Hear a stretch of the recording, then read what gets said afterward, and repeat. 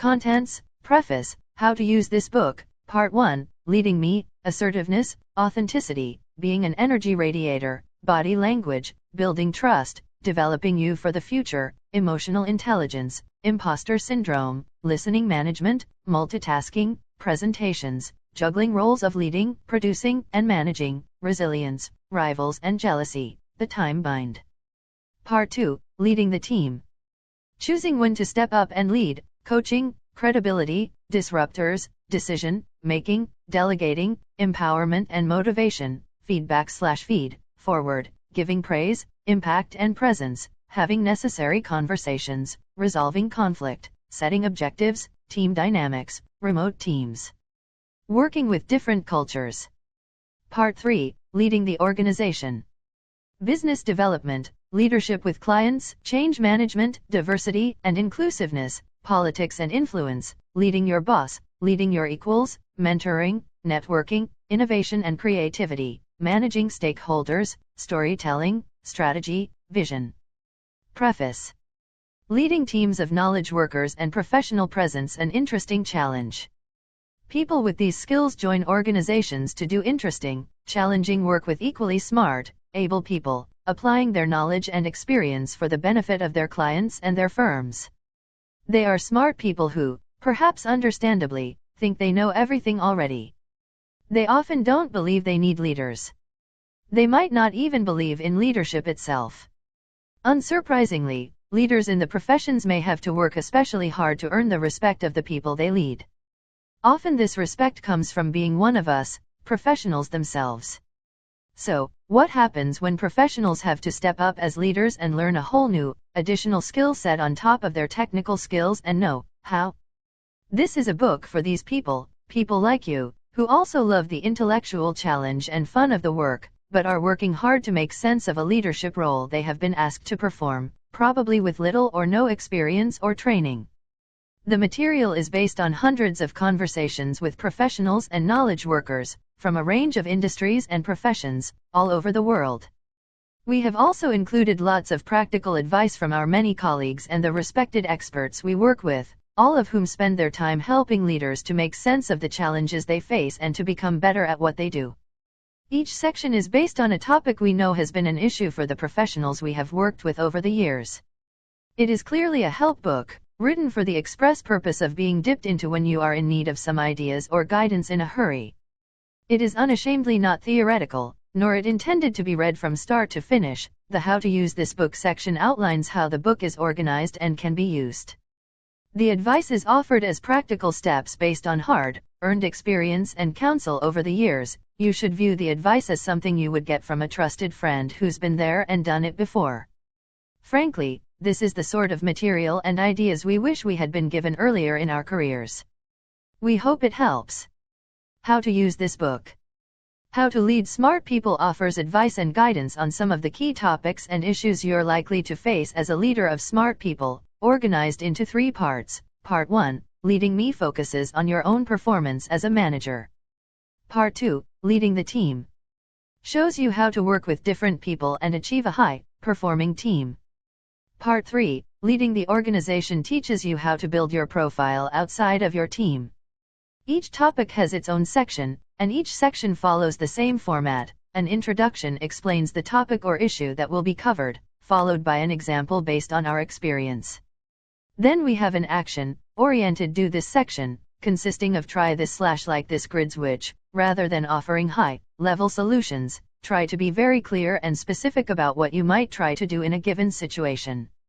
At the end of each section, we sum up with a few snappy closing thoughts. And remember, bear in mind that the advice is offered without the benefit of knowing your specific context. It should therefore be treated as all good, well-meaning advice should be treated, considered against the situation with which you are dealing. If it suggests a course of action or ideas that will help address your issue, then put it into your own words and see how it works for you. To get you started, here's an example of the do this section. Do this. Dip in and dip out. Pick the topic that you need help with or have interest in. If it does not appear in the index, look for other topics that might be connected and try them. The overview of each topic outlines what is being covered and why we consider it important. Check out the ideas that we suggest. Ask yourself, how would that work in my circumstance, in the situation with which I am faced? Consider the ideas and suggestions and tailor them to your issue and your organization. And be sure to use trusted colleagues and confidant as to check out what you are proposing. Their advice will give you another perspective. Keep things moving. Take action, make things happen. Inaction breeds fear, concern, worry, and uncertainty. Leadership is about acting, movement, going forward. Rehearse with a friend. Grab a friend and actually practice/rehearse the conversations you need to have. This is not the same as checking out your ideas as noted above. We mean actually practice the conversation with your friend. Say the actual words you intend to use and ask how they were received. Did they have the impact and desired result? What might need to be changed? Use this book as a starting point. Make time to read more widely about leadership and management, but beware of the latest trend or fad that is hitting the bookshelves. This book is written for busy, smart people looking for ideas and help when they are in a hurry. It is no substitute for a more detailed study of the subjects of leadership and management. And remember, in our work with hundreds of professionals, we are regularly asked, how do I? What would you do? Or even the ubiquitous, I have a friend who. Our experience tells us that busy people are looking for quick, practical, and effective tips that will help them make a difference as leaders. In this book we have tried to offer just that, the advice that you would get from a trusted friend or colleague who has been there and done it before, the sort of quiet conversation you would have over coffee or a drink. Dip in, experiment, and use the book when you need a quick solution to a problem you're facing right now, when time is tight and you need to act.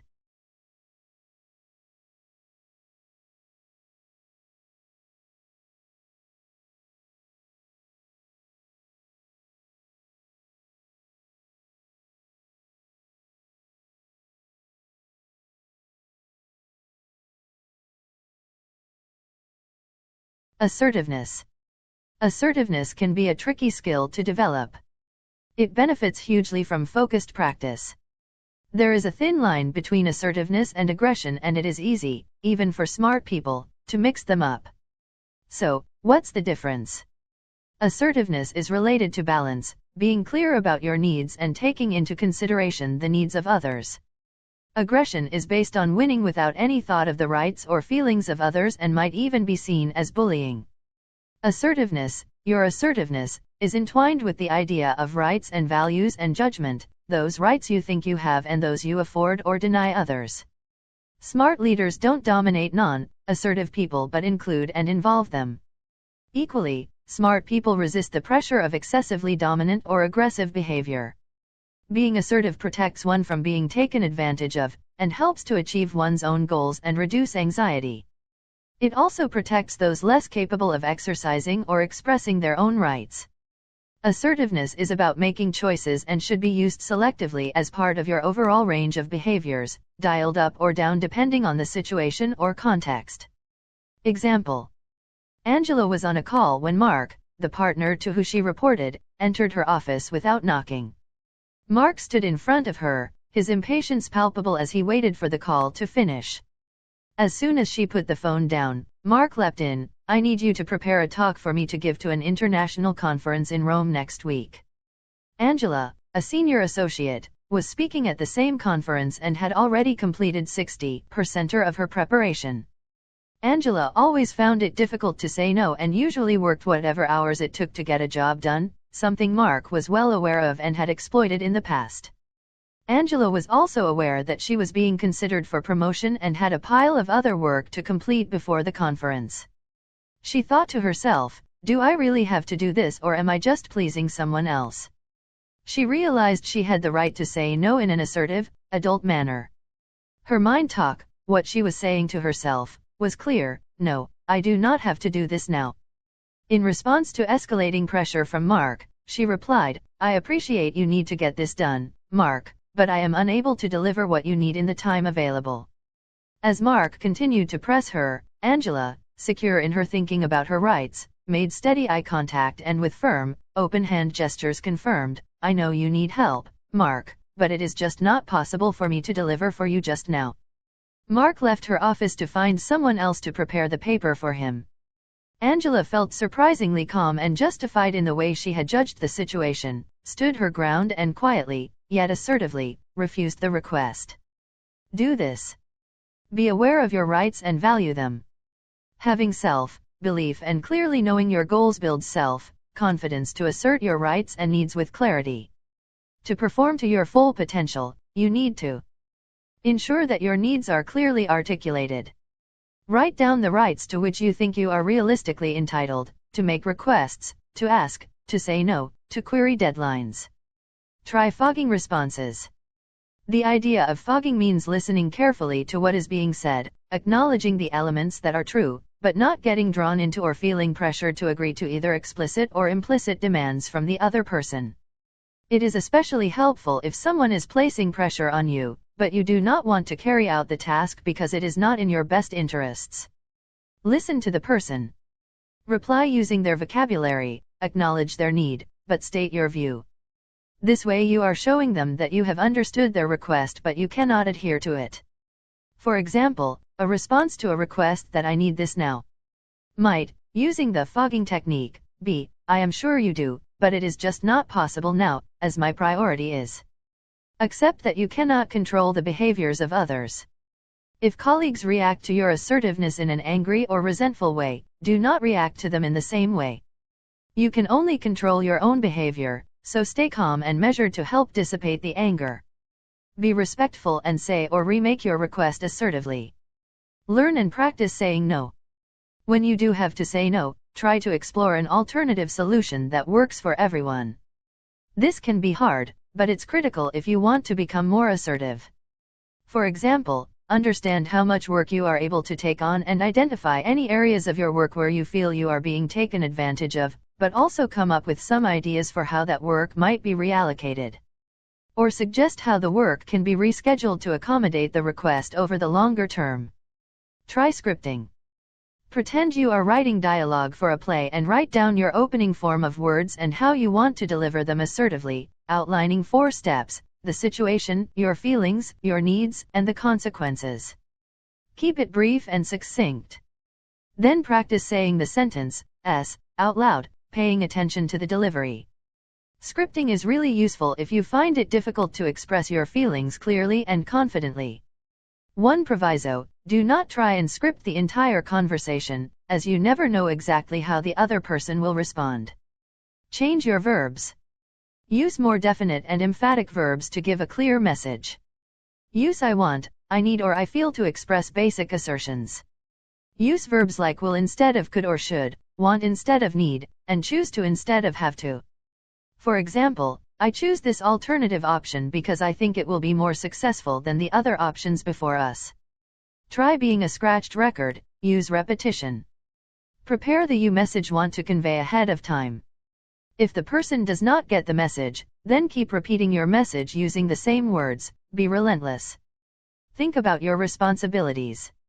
While you have the right to make requests yourself, you also have the responsibility to listen to the other person's response and treat it sensitively.